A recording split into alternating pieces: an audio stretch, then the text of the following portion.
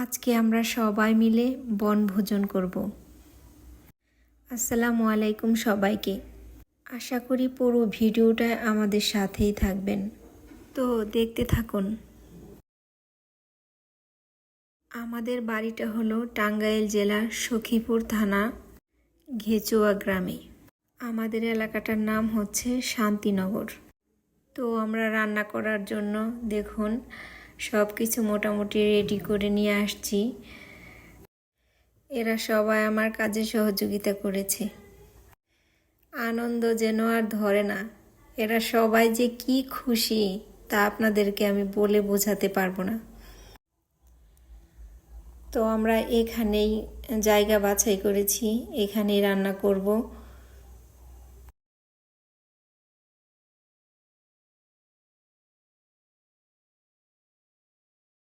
এদিকে একজনে আমাকে চুলা বানানোর কাজে সহযোগিতা করতেছে, আর আমি মুরগিটা কেটে নিতেছি।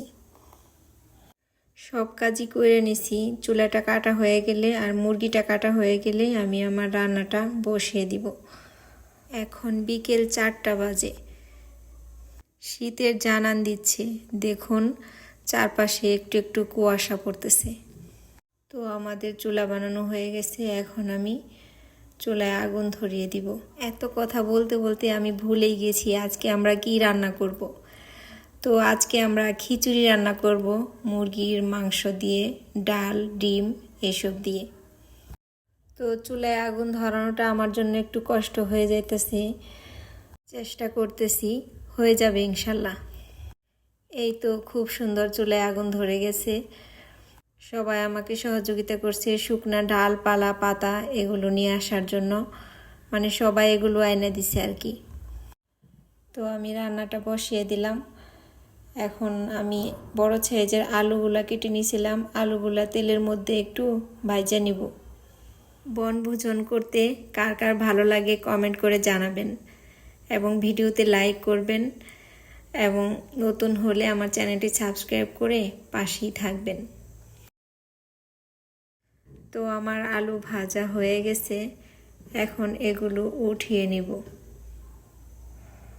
দেখুন ভাজা আলুগুলা কি সুন্দর দেখা যাইতেছে, একবারে ডিমের মতো, আর কি সুন্দর একটা গন্ধ বেরোইছে, মনে হইতেছে আমি এখনই খেয়ে ফেলি। এখন এই গরম তেলের মধ্যে আমি সব মশলাগুলো একটা একটা করে দিয়ে দিব। এদিকে ধোঁয়ায় আমার চোখগুলো জ্বালা করতেছে, আবার আনন্দও লাগতেছে অনেক। সবাই মিলে এরকম করে রান্না করে খাওয়ার মজাটাই আলাদা। সবাই জিজ্ঞেস করতেছে কতক্ষণ লাগবে, সন্ধ্যার আগে হবে তো, এইসব অনেক কথা। আমি সে একা একা কাজ করে মরে যেতেছি, এদের খালি খাওয়ার চিন্তা। এই যে দেখুন কিভাবে সবাই তাকে তাকে দেখতেছে আর জিজ্ঞেস করতেছে হাজার প্রশ্ন, এই প্রশ্নের উত্তর কিভাবে দিব। তো এখন মশলা কষানো হয়ে গেছে, কষানো মশলার মধ্যে আমি মুরগির মাংসগুলো দিয়ে দিলাম। তো মুরগির মাংস দিয়ে নাড়াচাড়া করে একটু ঢাইকা রাখছিলাম। মুরগির মাংসটাও মোটামুটি কষানো হয়ে গেছে। তো আমাদের মাংসটা রান্না হয়ে গেছে। এখন মাংসের মধ্যে আমরা যে সব ডাল, তারপরে চাল এগুলো দিয়ে দিব। আবার একজন নাড়তেছে, দেখুন কিভাবে নাড়তেছে। আপনারা কি এভাবে কোনোদিন মাংস নাড়ছেন? যাই হোক, সবাই যে অনেক খুশি, আমারও এগুলো দেখে অনেক ভালো লাগতেছে, আমিও অনেক খুশি। চাল ডালগুলো আমি মাংসের সাথে ভালো করে নেড়ে মিশিয়ে নেব।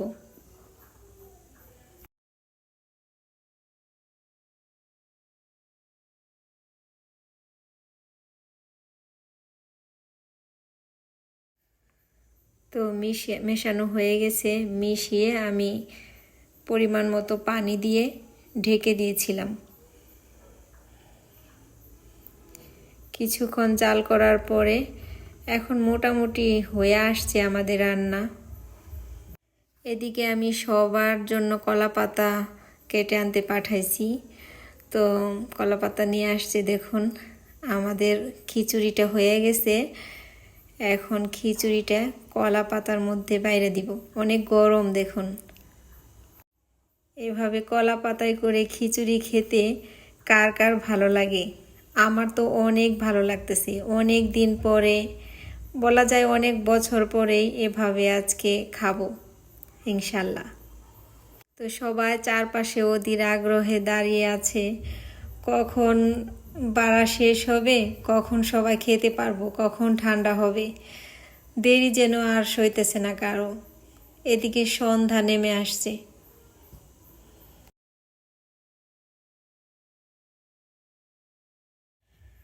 তো বাড়া শেষ, বিসমিল্লাহ বলে সবাই খাওয়া শুরু করে দিলাম।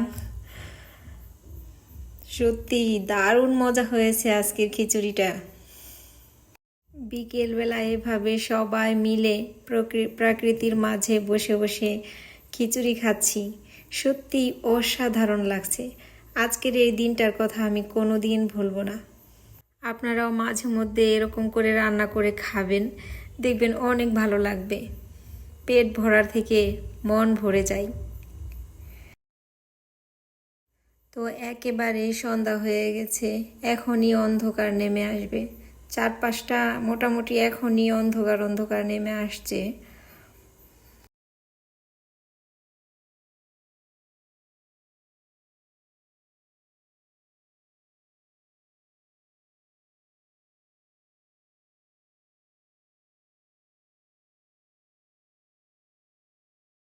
তো অনেক মজা করলাম, অনেক আনন্দ করলাম। তো কষ্ট করে আমাদের ভিডিওটা দেখার জন্য আপনাদেরকে অসংখ্য অসংখ্য ধন্যবাদ। ভালো থাকবেন সবাই।